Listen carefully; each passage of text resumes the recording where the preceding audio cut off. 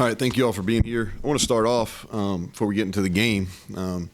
Start off with something on a positive note. I want to congratulate Coach Neal. I know they got announced. Known for a little bit, but I think it got announced last week about his name going to be up in the stadium, and what a well-deserved honor. I'm really happy for him, his family, and so I think Tony was telling me it was Coach Neal's first job was at Cincinnati, correct? The first team he played at WVU was Cincinnati, and now name's going to be put in the stadium on a full-time basis against Cincinnati. So one of the best people I know, and he's been great to me, so I'm very, very happy for him. Turning it back to our game, something I'm not real happy about. Really disappointing loss to a good Oklahoma State team. And I think they played well. They've played well 3 weeks in a row. They're a good team, and Mike's done a really nice job with that group. Small margin for error in the Big 12. You've heard me say that. Fine line. We're could be 6-1, but we're sitting here 4-3. And the reason behind that is, we had leads in the fourth quarter the last 2 weeks, and we haven't finished. We haven't finished very well, particularly on defense. Haven't played well at all in the fourth quarter. I think the biggest stat from the game on Saturday for me was 17-0, and that was points off turnovers. We created two, one on special teams, one on defense, and we turned those into 0 points, and they got 17. And they jumped off to 10-0 start based on 2 turnovers from us offensively. So I think that was the big stat takeaway. Kind of recapping the game, I'll talk special teams first. Our field goal block team continues to be really a strong point. We got pushed and affected that kick there at the end of the half. We blocked a punt. I think we're one of the leading teams in the country in block kicks so far. Our kickoff coverage was better. Still maybe not good enough, but better than it was against Houston. And I thought Ollie Straw bounced back. Probably had his worst game of his career versus Houston. Bounced back, 45.3 net, which is elite. Missing too many tackles on kickoff, and that's really a lot of the same culprits that are missing tackles on defense. And then the penalty turnover, I talked about it after the game. That should never happen. Should never happen at this level of football. Just very poor. And so defensively, quite simply, just wasn't good enough. Our D on the positive side, I thought our D line played better. Did not play very well against Houston, but I thought they bounced back, and most of those guys played better. But we played poorly at outside linebacker, at inside linebacker, and safety. And those are all your leverage points on defense. And we didn't. At our spear and our spur, we didn't do a good enough job of maintaining leverage and using our hands. At safety, we didn't fit the run. We let their motion affect us more than it should have. And then our linebackers, we got too close to line of scrimmage, and then we missed tackles, and we got out of gaps. And so just did not play anywhere close to good enough at inside linebacker, outside linebacker, or safety. We had 16 missed tackles, and I may be being kind. We may add more, but I know we had 16. Our run defense, it was not anywhere close to what it needs to be. And that kid's a good player. I said here last week on Monday and talked. I said I think he's probably the best kid we've played against, running back wise.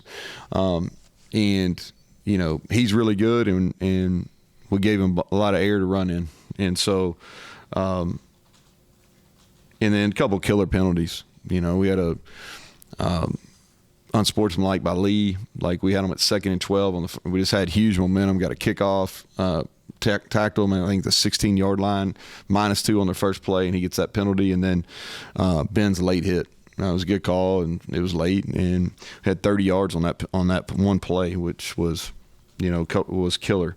And that was on a drive they took the lead. And just overall, I think the takeaway from defense is like we have to be better fundamentally. And so if you look at it, like when we played good defense, there for the stretch where we had Pitt, Texas Tech, and TCU, all 3 of those games, we played quality defense.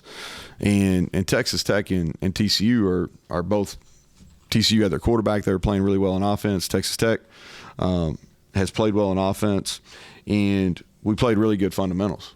And that's where it's really fallen apart against Houston, particularly in the fourth quarter, and then last week in the fourth quarter.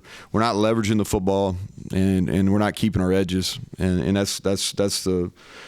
And then we're not using our hands, and that's why we're getting some yardage on perimeter screens we shouldn't. And the last thing is we got to run our feet through contact. It's pretty elementary stuff. It's things that we've done well, and that's why it's really frustrating. It's disappointing because we've done it well on tape, and we didn't do it well in the last two fourth quarters, and it's cost us. And so we have to get back to really some of the basics this week and do some things that maybe you wouldn't normally do during the season, but we're going to have to do that this week to get ready, because I'll talk about Central Florida in a second, but it's not going to get any easier from a tackling standpoint. Offensively, I thought that Garrett continues to play at a high level. He's getting better. You can see his confidence.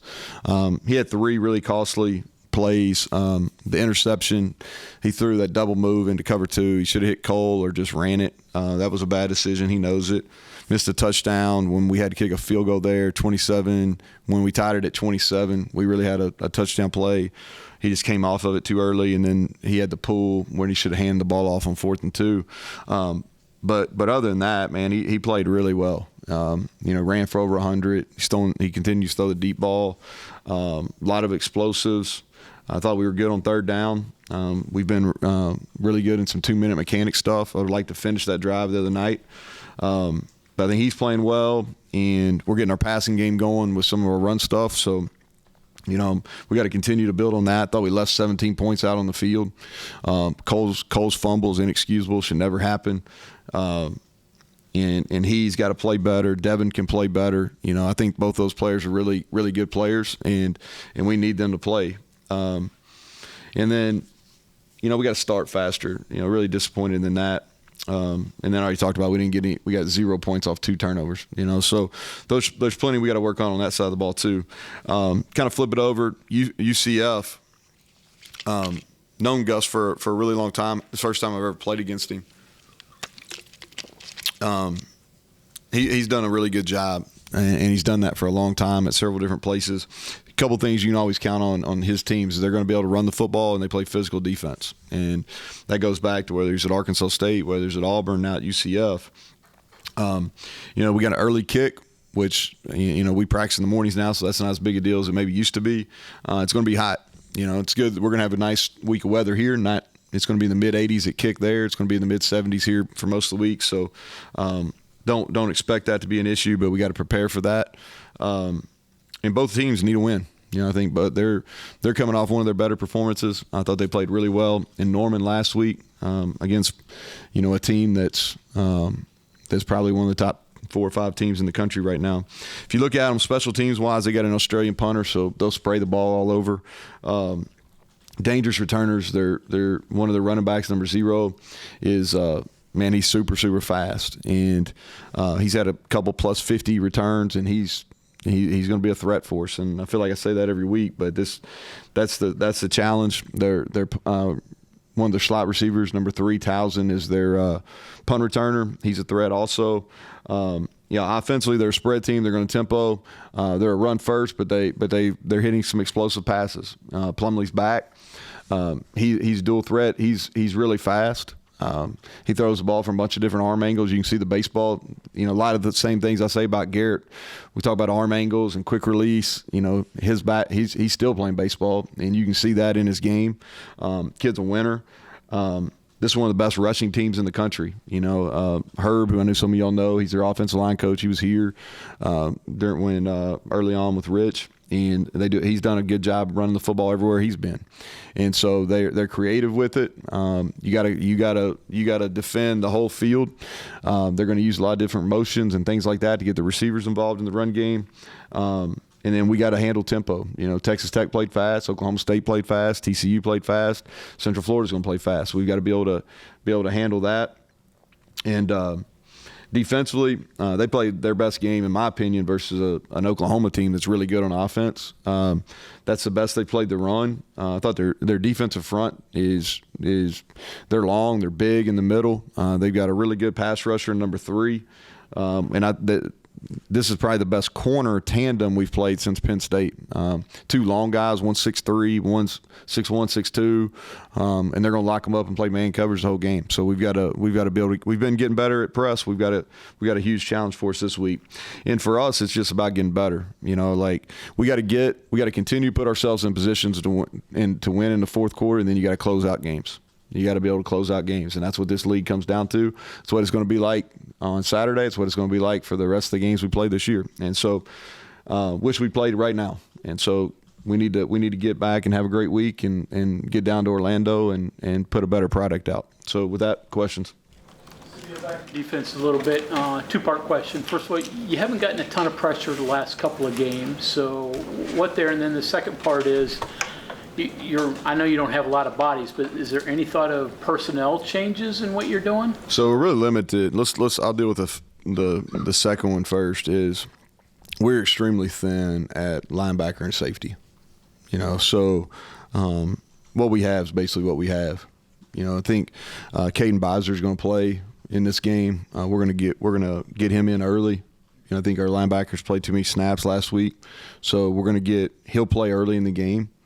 And that's about what we have at linebacker right now. It's safety. The safeties that have been playing are going to play. You know, we'll rotate the 3.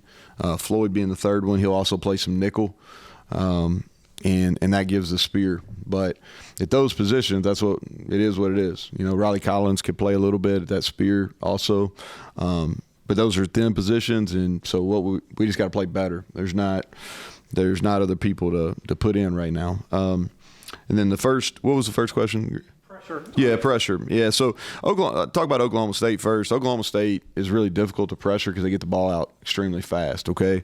And Bowman, he gets a lot of depth.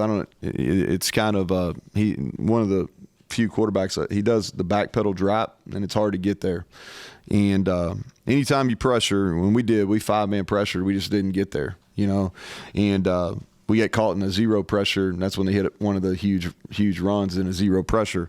So you kind of darned if you do, darned if you don't. And but we didn't get enough pressure on him at Bowman, but they make it really hard for what they do. And then in Houston, we just didn't play well, you know, up front. You know, we had plenty of one-on-ones, and we just didn't win them. Similar to what they do with Plumlee and McLean, or different? No, similar. I thought McLean came in there and through that stretch played well.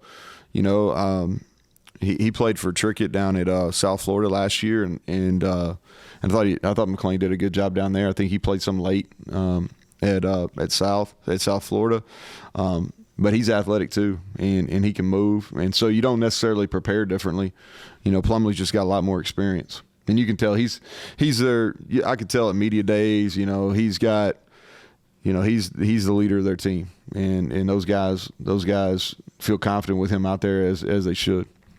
Now that you've been able to watch it, because you want to do that after the game, do you have any further thoughts? And you talk to those involved about what happened with the punt return and the bobble with Fox? No, we just ran into it.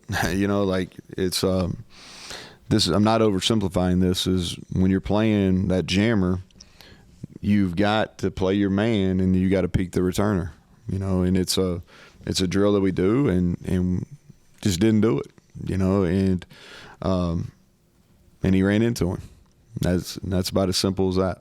You mentioned Spear, Lance Dixon. Yeah, he was suspended for that game. Kind of to be determined. Did you practice yesterday? Yeah. So we came out yesterday. We've been practicing on Monday mornings. We practiced yesterday. I just wanted to get that game out of our system. Yeah, so we came in last night, and we practiced. We did our normal Monday morning practice. We did it last night. Used today as our off day, and we haven't done that this year. We bounced around a little bit last year with it, and really I just felt like after the game, I wasn't very pleased with how we finished the game, and I just didn't want to put that much dead time in between it. So we brought him in last night, kind of flushed that game, and and moving on to Central Florida. The effect, I guess you'll wait and see, but what do you look for as far as a response to that? Just turn the page and yeah. Well, I think it starts on Tuesday. Like, I said this, kind of different, but really, I mean, those are two of the more unique games I've ever been a part of. Never had a Hail Mary. I've had one at the end of the half. Never had one at the end of a game, and so that was unique. And then I don't think I've ever had a game where you're ahead and then all of a sudden the wheels completely fall off defensively like that. When they hit. I mean, what do you have? Do you have 100? How many yards do you have in the second half? In the fourth quarter, 130? 149. 149. And so new territory for me there. I hope I don't ever have to deal with that again. And so. I think it's more the response on Tuesday. Tuesday and Wednesday kind of leads you into Saturday. And I said this after the game. I really don't think there was a hangover in that game. From the Houston game, I felt like if there was a hangover, we would have never overcame that 10-0 start. If we were a group that was really fragile and feeling the effects from the end of the game at Houston, I don't think we would have had the resiliency to bounce back and actually take the lead and go into the fourth quarter. That game would have got away from us. So I credit our guys in a lot of ways for that, but we just didn't finish. And so, I believe in this group. We played quality football in all three phases. We got to get back where we play all three at the same time. If we don't have the penalty on the punt return of the day, we're talking about how good we played on special teams.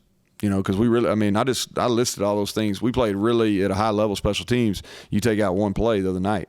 You force a takeaway, you block a punt, you create a missed field goal.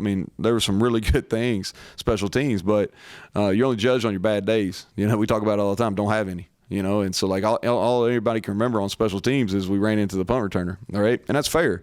And so we played really well on special teams minus that play. At times the last 2 weeks on offense, we've been really, really good.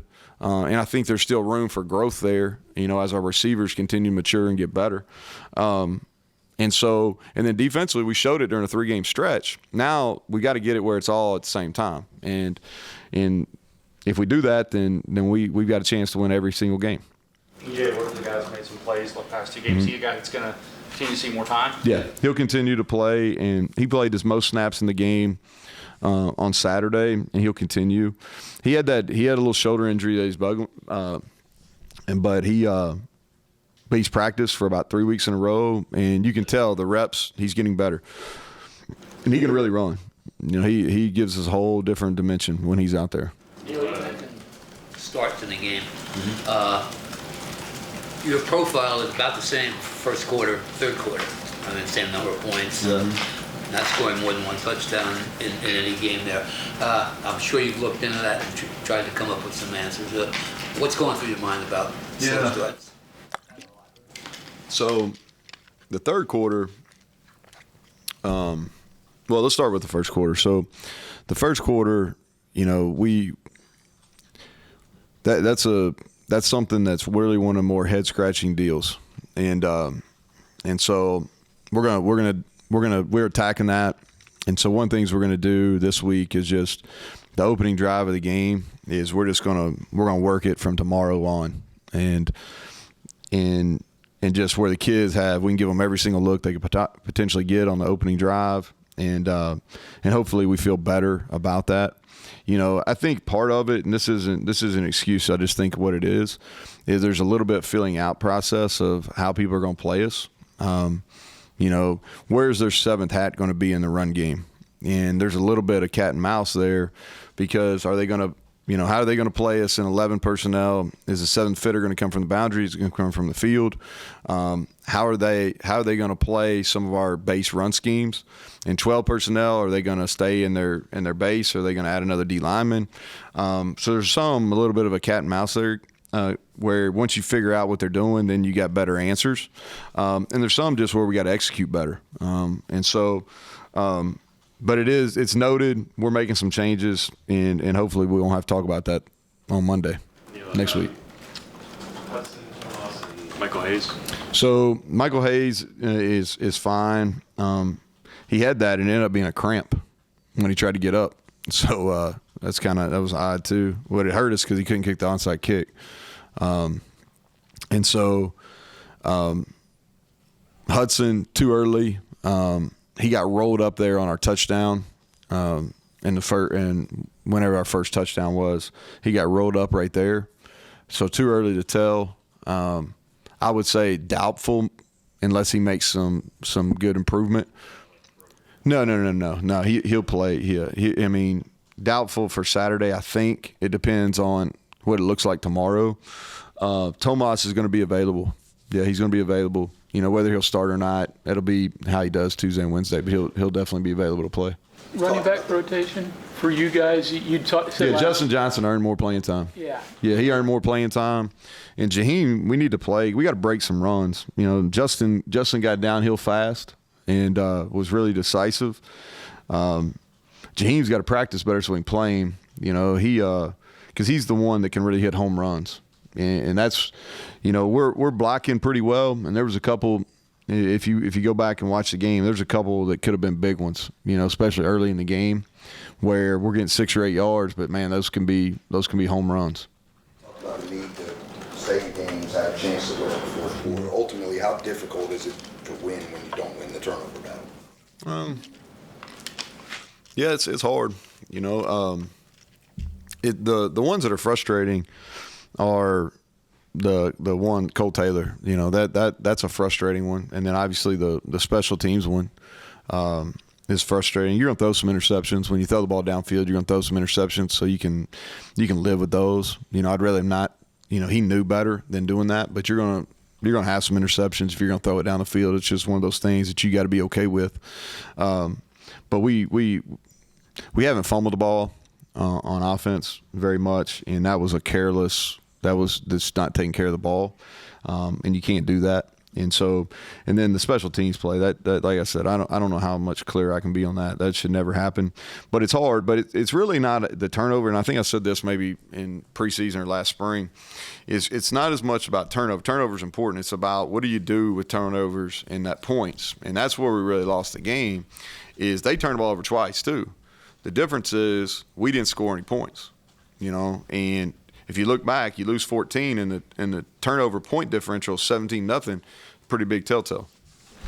Is that part of why the loss to Oklahoma State stings more? You mentioned that stung more to you than the Hail Mary loss. Well, so the reason that stings more is, all right, we had in the fourth quarter, we got 24-20. We get a great stop, all right, and we got the ball to go. And at that point, I think we'd had 3 drives in a row where we kind of went up and down the field.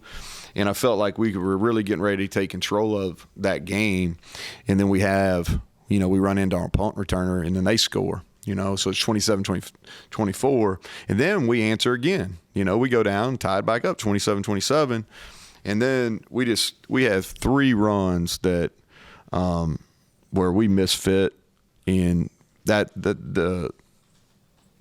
is where I have a really hard time because, I mean, 3 explosive runs, you know, not just – and we ran – and on 3 of them is – the first one is we misfit it. The second one is we have 2 guys that should have really viced the ball right there, and he just runs right by us. And the third one, we have a free hitter that runs right by the ball carrier, you know, just bad defense. And so – really frustrating for me because I thought the game against a really good team was winnable, and we had it, and I thought our kids showed resiliency, and then we just didn't make the plays down the stretch. Neal, you mentioned Gus's success. Mm-hmm. You think about the schools he'd been at and the amount of resources, the difference between those schools. What's the through line for him, do you think, that he's been very successful at 3 kind of different places? Yeah, so, well, I think if you go back to his roots, I think in he'd probably be better to answer this on his own, but, you know, he's a really successful high school coach. Gets a coordinator an opportunity, goes to Tulsa, does a really good job. From there, goes to Auburn. And and has a guy named Cam Newton, and he's pretty special. And so he goes to Arkansas State and back in his home state, and in 1 year turns that, and then goes to Auburn, and they played a national championship game. And Auburn's a hard job, and he did a really nice job there. And then going to UCF, and that program's been on the rise, for the last 8-10 years since Frost was there. And so, the one, like I said, I think the things that are really consistent with him is he's always been able to run the football, and his defenses have played really physical. And he's had some really good coordinators along the way defensively, but I think those are the real two staples for him, is running the football and being physical up front on defense. The feeling out stuff in the first quarter you mentioned, how much of that is teams determined to complicate your running game and maybe acting out of character? Well, they're muddying it up.